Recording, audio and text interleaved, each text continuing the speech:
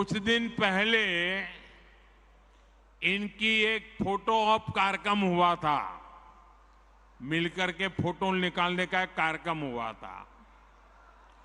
इस बैठक में शामिल दलों के इतिहास को देखेंगे तो पता चलेगा कि वो सब मिलकर के, जितने भी लोग वो फोटो में दिखते हैं ना, एक एक को जरा देख लीजिए, उन सबका मिलकर के टोटल लगाएंगे तो ये सारे मिलकर के कम से कम 20 लाख करोड़ के घोटाले की गारंटी है।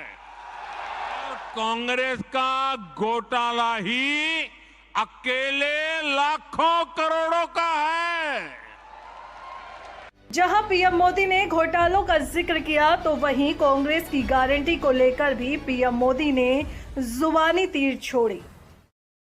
अगर उनकी घोटाले की गारंटी है तो मोदी की भी एक गारंटी है।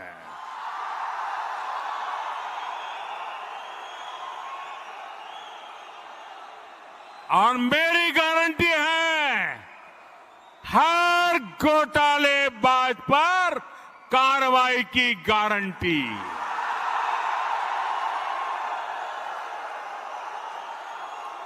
हर चोर लुटेरे पर कार्रवाई की गारंटी।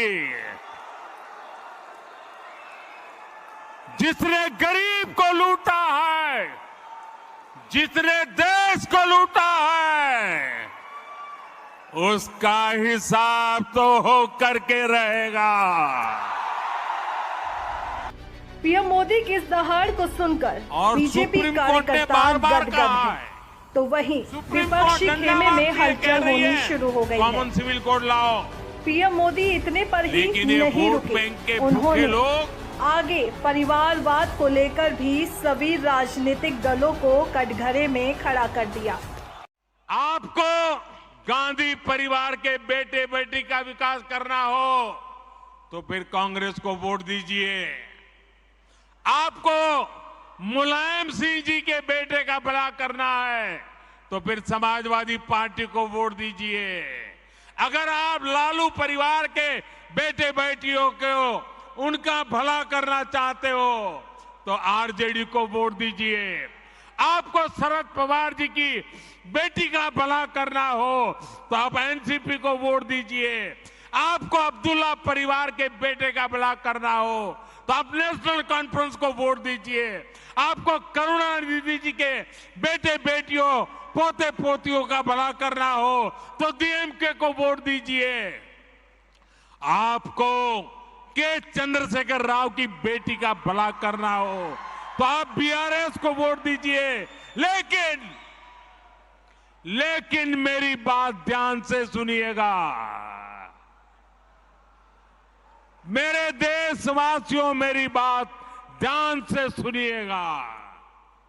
अगर आपको अपने बेटे का, अपनी बेटी का, अपने पोते का, अपनी पोती का, अपने नाते का, अपनी नाती का, अगर आपको अपने परिवार के बच्चों का भला करना है तो आप वोट भाजपा को दीजिए। मोदी को देखकर ऐसा लग रहा था आज वो अपने विरोधियों को नहीं छोड़ेंगे। इतने में ही फिर पीएम मोदी ने हुंकार भरी और यूनिफॉर्म सिविल कोड को लेकर विरोधियों की खिंचाई शुरू कर दी। आजकल हम देख रहे हैं कि यूनिफॉर्म सिविल कोड के नाम पर ऐसे लोगों को भड़काने का काम हो रहा है। आप मुझे बताइए, एक घर में परिवार के एक सदस्य के लिए एक कानून हो, परिवार के दूसरे सदस्य के लिए दूसरा कानून हो, तो क्या वो घर चल पाएगा? क्या कभी भी चल पाएगा क्या? फिर ऐसी दोहरी व्यवस्था से देश कैसे चल पाएगा? हमें याद रखना है कि भारत के संविधान में भी नागरिकों के समान अधिकार की बात कही गई है। साथियों, ये लोग हम पर आरोप लगाते हैं, लेकिन सच ये है कि यही लोग मुसलमान करते हैं। अगर ये मुसलमानों के सही मायने में हितैषी होते तो अधिकांश परिवार, मेरे मुस्लिम भाई बहन, शिक्षा में पीछे न रहते, रोजगार में पीछे न रहते, मुसीबत की जिंदगी जीने के लिए मजबूत नहीं रहते। यूनिफॉर्म सिविल कोड के बाद प्रधानमंत्री नरेंद्र मोदी ने 3 तलाक की वकालत करने वालों को भी नहीं छोड़ा। साथ ही पीएम मोदी ने इन लोगों को नसीहत देते हुए कहा कि 3 तलाक से सिर्फ बेटी ही नहीं, उसका पूरा परिवार तबाह हो जाता है। 3 तलाक के पक्ष में बातें करते हैं, 3 तलाक की वकालत करते हैं। ये वोट बैंक भूखे लोग मुस्लिम बेटियों के साथ बहुत बड़ा अन्याय कर रहे हैं। अच्छा, कुछ लोगों को लगता है कि भाई ये 3 तलाक से तो सिर्फ महिलाओं की बात हो रही है। 3 तलाक से जो नुकसान होता है ना, वो सिर्फ बेटियों को होता है ऐसा नहीं है, उसका दायरा उससे भी बड़ा है। आप सोचिए,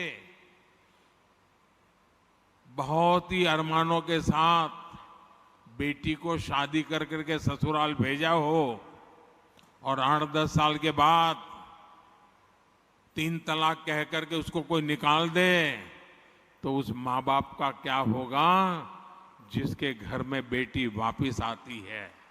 उस भाई का क्या होगा? वो भाई, पिता, सब उस बेटी की चिंता में इतने दुखी हो जाते हैं। इसलिए 3 तलाक से सिर्फ बेटियों को ही अन्याय होता है इतना नहीं, पूरे परिवार तबाह हो जाते हैं, माता, पिता, भाई सब दुखी हो जाते हैं। पीएम मोदी ने विरोधियों पर हमला जारी रखते हुए आगे बताया कि गैर भाजपा शासित राज्यों में कैसे जनता की जेब काटी जा रही है। विपक्ष की पार्टियां कैसे गरीब और मध्यम वर्ग की जेब काट रही हैं, ये भी देश के लोगों को बताना चाहता हूं।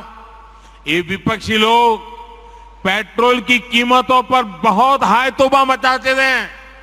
देश के लोगों को राहत देने के लिए केंद्र सरकार ने 2 साल में 2 बार एक्साइज ड्यूटी कम की है, लेकिन ज्यादातर राज्यों में जहां बीजेपी सरकार नहीं है, वहां इन राजनीतिक दलों ने इस कटौती का लाभ जनता में ट्रांसफर नहीं किया है। इन राज्यों ने अपने स्टेट का वेट बढ़ाकर जनता से वसूली का अभियान चालू रखा है। आज यूपी, गुजरात, हरियाणा, उत्तराखंड, जहां भाजपा सरकार है ना, वहां पेट्रोल की कीमत 100 रुपये से कम है, लेकिन बिहार में पेट्रोल 107 रुपया, राजस्थान में 108, तेलंगाना में 109, केरला में 110। क्यों भाई? इन राज्यों में जिन दलों की सरकारें हैं, वो जनता के साथ, गरीब और मध्यम वर्ग के साथ विश्वासघात कर रहे हैं साथियों।